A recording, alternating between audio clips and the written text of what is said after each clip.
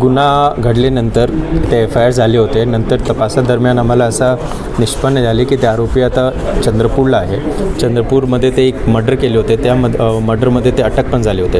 आम्ही चंद्रपूर पोलीससोबत कॉन्टॅक्ट केले आणि त्यांना आरोपी यांना ओळखले.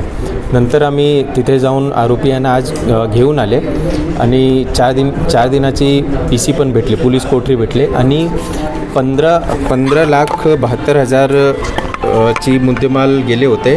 त्यापैकी 15,33,000चे मुद्देमाल आतापर्यंत जप्त केले आहे.